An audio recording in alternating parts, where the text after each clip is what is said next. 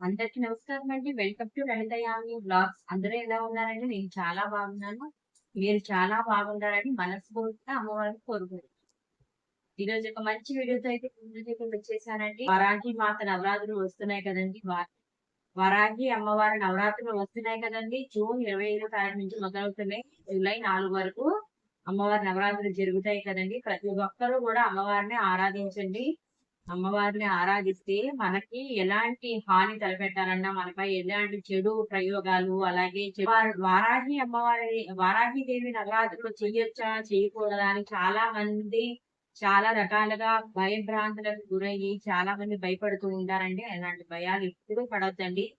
వారాహి మాత అంటే సాక్షాత్ లలిత అమ్మవారి అంశలో ఒక అంశ కదండి. ఆమె నుంచి వచ్చిన ఒక అంశ.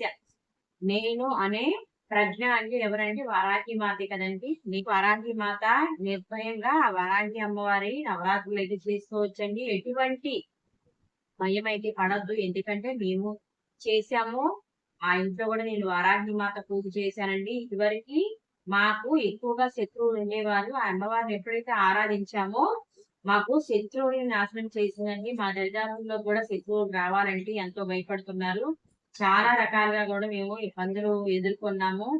మాకు చాలా శత్రువులు ఎక్కువగా ఉండేవారు. ఇప్పుడు వాళ్ళందరినీ కూడా అమ్మ మీదకి చెడు ప్రయోగాలు, చెడు చెయ్యాలని మాకు చూసిన వాళ్ళందరినీ కూడా వాళ్ళకే తిప్పి కొట్టారు అమ్మవారు. అంతా కూడా మాకు ఇప్పుడు మంచిగా ఉందండి. ఇదివరకు చాలా రకాలుగా హెరాస్మెంట్ కి అయితే మేము గురయ్యాము. చాలా రకాల హింసలు, వేధింపులకి గురయ్యాము మేము. ఎప్పుడైతే అమ్మవారి పూజ అయితే నేను చేశానో అలాంటి రకాల హింసలు, హెరాస్మెంట్ మనకు చెడు చెయ్యాలనుకున్న వాళ్ళందరినీ కూడా అమ్మవారికి దూరం పెట్టేశారండి. మన దరిదాపుల్లోకి రావాలన్నా సరే ఆ వాళ్ళకి భయం అనేది కలిగేలా చేశారు. నా జీవితంలోనే జరిగిందండి. ఉదాహరణకి నన్నే తీసుకోండి. అమ్మవారి నవరాత్రులు చేసిన తర్వాత చాలా రిజల్ట్ అయితే కనపడిందండి. చాలా ఏ విధంగా రక్షించాలి, బిడ్డలు అపాయంలో ఉన్నప్పుడు ఆమె రౌద్ర రూపిణిగా మారుతుంది కదండి. మరి శాంతి స్వరూపిణిగా అన్ని రకాల అమ్మే కదండి. అన్ని అవతారాలని మనల్ని అందరినీ కాపాడేది అమ్మల కన్నా అమ్మ ఆదిపరాశక్తి. అలాంటి తల్లిని ఎప్పుడు కూడా మనము భయం అనేది పడకూడదండి. ఆ తల్లిని పూజిస్తే ఆవు దూడనైతే ఎలా చూసుకుంటుందో అలాగే అమ్మవారు మనల్ని చూసుకుంటారు. అమ్మవారి చూపు మనపై ఉంటే శత్రువులు అన్న వాళ్ళు మనకు ఉండరండి. మనకు కూడా వారాహి నవరాత్రులు 9 రోజులు కూడా మర్చిపోకుండా అమ్మవారికి ఏమి మనము పూజలు చేయనవసరం లేదండి. అమ్మవారికి మనకి ఇష్టమైన పానకం నైవేద్యంగా పెట్టి అమ్మవారికి, అలాగే ఎర్రటి వస్త్రాలంటే అమ్మవారికి చాలా ఇష్టమండి.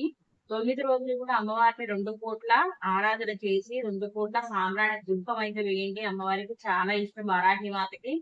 అలాగే పానకం అన్నా చాలా ఇష్టం అమ్మవారికి. 2 పూటలు నైవేద్యంగా పానకం పెట్టండి. మీకు వీలైతే ఇంకా నైవేద్యాలు ఉంటాయి కదండి, అవి కూడా పెట్టుకోవచ్చు. కానీ ఆ తల్లికి ఇష్టమైనది పానకం 2 పూట్ల కూడా అమ్మవారికి నివేదన చేసి, ఇంకా మీకు పెట్టాలని స్తోమత ఉంటే మీ ఇష్టం వచ్చినవన్నీ అమ్మవారికి పలహారాలుగా పెట్టొచ్చండి. అయితే అమ్మవారిని ఈ ధూపము, సాంబ్రాణి అన్నది ఇంపార్టెంట్ అండి. 9వ రోజు సింపుల్ గా చేసుకోండి. మీ స్తోమతను, మీ బడ్జెట్ బట్టి అమ్మవారికి నవరాత్రులు అంటే మనము ఇన్ని పువ్వులు తీసుకురావాలి, అలాగే ఇన్ని పలహారాలు నైవేద్యంగా పెట్టాలి అమ్మవారికి. అమ్మవారికి ఈ విధంగా పూజ చేస్తేనే నవరాత్రులు అని ఎప్పుడు అనుకోవద్దండి. మన నిత్య దీపారాధన మనం ఎలాగైతే చేసుకుంటామో అదే విధంగా చేసుకోండి. అలాగే ఆరాధించండి. మీ స్తోమత మీ దగ్గర ఉందనుకో అమ్మకి ఇంకా ఎక్కువగా సమర్పించండి. నైవేద్యాలైనా ఏదైనా సరే మీరు ఏది పెట్టాలనుకున్నా అమ్మకి మనస్ఫూర్తిగా సమర్పించండి. అంతేగాని అమ్మవారికి వాళ్ళట అమ్మో మళ్ళీ నవరాత్రులు చేసి ఏమైనా చెడు జరిగిద్దేమో, అమ్మవారు మనకి ఏమైనా హాని కనబెడతారేమో, మనము ఏదైనా తప్పు చేస్తే అమ్మవారు మనకి తిప్పుకొడతారేమో అని ఎప్పుడు అనుకోవద్దండి. అది మన మనస్సుని, మన అంతరాత్మ బట్టి ఉంటుంది. మంచి వాళ్ళకి ఎప్పుడు అమ్మ మంచిగానే చూస్తుందండి. అమ్మవారు ఏంటి శత్రు నాశిని. అమ్మవారు మనం పూజ చేస్తే ఎప్పుడు కూడా ధర్మబద్ధంగా మనం పూజ చెయ్యాలి. అంతేగాని మనసు అనే మందిరంలోని అమ్మని నిత్యం నామస్మరణ దీపం వెలిగించి అక్కడ దీపం దొరికి నైవేద్యం పానకం పెట్టినా సరే నిత్యం ఈ 9 రోజులు అమ్మవారు మనకు దగ్గరగా ఉంటారు. ఇప్పుడు ఏంటంటే చాలా విషపూరితమైన కూరలతోని రాక్షసులు తిరుగుతూ ఉంటారు. అందుకే ఈ 9 రోజులు అమ్మవారి ఈ భూమి మీద మనకి దగ్గరగా మనకి అయస్కాంతం చూడండి ఎంత దూరంగా ఉంటే అంటుకోదు. అలాగే కొంచెం దగ్గరగా ఉంటే 2 అయస్కాంతాలొచ్చి అతుక్కుంటాయి. అలాగా అమ్మవారి ప్రభావం అన్నది ఈ 9 రోజులు దగ్గరగా ఉంటుంది. మనము భక్తి అనే మార్గంలో అమ్మవారికి కనెక్ట్ అయితే తొందరగా మనకి సారె, చీర ఈ ఆషాఢ మాసంలోనే అమ్మవారికి సారి తీసుకొని వెళ్తారు కదండీ! అందరూ గ్రామాలు, ఊర్లు, పట్టణాలు అందరూ ఉన్న వాళ్ళంతా అమ్మవారికి సారి తీసుకొని వెళ్తారు. అలాగే మనము ఏ మాసాల్లో ఏ అమ్మవారిని పూజించాలి. మనం త్వరగా అనుగ్రహం అమ్మ అనుగ్రహం మనపై ఉండాలి అంటే, మనము ఏ ఏ మాసాల్లో ఏ పూజలైతే చేయాలో ఆ పూజలు చేస్తే, మనకు తెలీదు కదండీ! ఈరోజు మనం ఇలా ఉన్నాం. రేపు మనకెలా ఉంటదో మనకే తెలీదు. అలాంటప్పుడు అమ్మవారిని పూజిస్తే ఎలాంటివి వచ్చినా సరే ఆ తల్లే చూసుకుంటుంది. మన కర్మ ఫలాన్ని బట్టి మనం అనుభవించాలండి. మన కర్మలను బట్టి మన రాతలు ఉంటాయి. అంతేగాని మనం ఇంత పెద్ద కర్మ మనం చేసేసాం. ఈ అమ్మవారిని పూజిస్తే కర్మ కరిగిపోతుంది అని ఎప్పుడు కూడా కూలి ఇచ్చి మనం పని చేపించుకోవాలి అన్న ఆలోచన ముందు మైండ్‌లోంచి తీసేయండి. కానీ ఇంటి ముందు మన ఇంటి ప్రధాన ద్వారం ఉంటుంది కదండీ! ఆ ద్వారానికి 2 పక్కలా గూడా ఈ 9 రోజులు గూడా నిమ్మకాయి 2గా కట్ చేసి పసుపు, కుంకుమతో నిమ్మకాయ అద్ది గడపకి 2 వైపులా గూడా పెట్టండి. మనం ఆహ్వానించే ముందు రాక్షసులే వస్తూ ఉంటారు. వారన్ని పారద్రోలాలంటే ఇలాంటి పరిహారాలు మనం చేసుకోవాలి. భగవంతుడు వచ్చే ముందు భగవంతుడి కంటే ముందు ఈ దుష్ట శక్తులు ఎక్కువన్నది ఎంటర్ అవుతూ ఉంటాయి. అవి రాకుండా ఉండాలంటే ఇంటి ముందు 2 వైపు కుంకుమతో అద్దిన నిమ్మ చెక్క, అలాగే ఎడమ వైపు పసుపుతో అద్దిన నిమ్మ చెక్కని గడపకి 2 వైపులా గూడా ఉంచండి. ఎలాంటి దుష్ట శక్తులు గూడా ఇంట్లోకి రావు. లాస్ట్ రోజు చక్కగా ఒక పళ్ళెంలోని ఎర్రటి చీర, జాకెట్టు, గాజులు, స్టిక్కర్ ప్యాకెట్లు, నెయిల్ పాలిష్, ఫోను అలాగే మన ఆడవాళ్ళం ఏదైతే మనం అలంకరించుకుంటామో అన్నీ గూడా అమ్మవారికి చక్కగా ఒక పళ్ళెంలో పెట్టి లాస్ట్ రోజు అమ్మకి తాంబూలంగా ఇవ్వండి. అది మన ఇంట్లో ఎవరైతే పెద్దవాళ్ళు ఉంటారో మన రిలేటివ్స్ గాని, మన పెద్దవాళ్ళు గాని వాళ్ళకి ఇస్తే చాలా మంచిదండి. మనం కట్టుకోవడం కంటే పక్కనకిస్తే ఇంకా మంచిది. ఆ విధంగా అమ్మవారి నవరాత్రులు చేసుకోండి. అలాగే ఎవరైతే పూజ చేయాలనుకుంటున్నారో కొంచెం మాంసాహారాలకి దూరంగా ఉండండి. చక్కగా వెజిటబుల్స్ అన్ని ఈ వారం రోజులు తిని చక్కగా అమ్మవారిని సేవించండి. మనం ఈ విధంగా సేవించడం వల్ల అమ్మవారి కరుణ, కటాక్షం మనపై అయితే ఉంటుంది.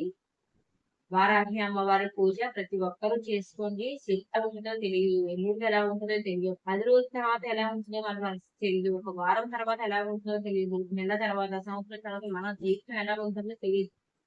ఏ ఒడిదుడుకులు రాకుండా చక్కగా వెళ్తే ప్రయాణం ఎలా ఉంటుందో మీకు తెలుసు కదండీ! అలాగే ఒక గుంటలు గుంటలుగా ఉన్న రోడ్డులో మనం ప్రయాణిస్తే ఎలా ఉంటుందో తెలుసు కదా! చాలా నలిగిపోతాం. స్ట్రెయిన్ అయిపోతూ ఉంటాం. ఎక్కువ సేపు జర్నీ చేయలేము. అదే హైవే రోడ్ మీద ఎళ్తే ఎక్కడ కూడా ఎటువంటి గుంటలు ఉండవు. చక్కగా స్మూత్ గా బండి వెళ్ళే కొద్దీ వెళ్ళాలనిపిస్తుంది. మనం భగవంతుడిని ఆరాధిస్తే ఎప్పుడు కూడా మన జీవితం అలాగే ఉంటుందండి. గుంటలు గాని, గొతుకులు గాని వచ్చినాయంటే అది ఎప్పుడు దాటుతామా అని మన మనసు ఎప్పుడు కూడా కంగారు పడుతూ ఉంటుంది. ఆ జర్నీ చేసినంతసేపు కూడా చిరాకొచ్చేస్తుంది. అదే హైవే రోడ్ మీద ఎళ్ళండి అబ్బా! వెళ్తున్నా కొలిది చక్కగా చుట్టూ ఉన్న అందాలు, ప్రకృతి, వాతావరణం అంతా చూస్తూ వెళ్ళాలి. అది బైక్ అయినా అవనివ్వండి, కారైనా అవనివ్వండి, ఎవరైనా సరే సామాన్యుడైనా, లక్షాధికారైనా, భిక్షాధికారైనా ఎవరికైనా సరే వెళ్ళే మార్గం కరెక్ట్ గా ఉండాలంటే భగవంతుడిని ఆరాధించాలి. కరెక్టే కదండీ! భగవంతుడిని ఆరాధిస్తే మనం వెళ్ళే దారి ఎప్పుడు కూడా చక్కగా హైవే రోడ్ లాగా మనం వెళ్ళే లాస్ట్‌కి శివైక్యం చెందేటప్పుడు కూడా మనకు ఆ శివయ్య తండ్రి ఆ రోడ్‌లో నుంచే మనల్ని అలాగా ఎంచక్కగా తీసుకొని వెళ్ళిపోతాడు. అందుకే మనం ఏ పని చేసినా సరే ప్రతిఫలాన్ని ఆశించకుండా చేస్తే ఆ అమ్మ మనల్ని మంచి రెప్పలా ఎప్పుడూ చూస్తూ ఉంటారు. మనకి ఏది ఇవ్వాలో, ఏది చెయ్యాలో, ఏ టయానికి ఏది చెయ్యాలో కూడా ఆమెకి తెలిసి మనకి ఇస్తూ ఉంటుంది. ఉదాహరణకి ఈ రోడ్డే మనకి ఉదాహరణ. మనం జర్నీ చేస్తూ ఉంటాం కదా! రేపు ఒక మంచి వీడియోతో మళ్ళీ వస్తాను. అంతవరకు సెలవు. శ్రీమాత్రే నమః.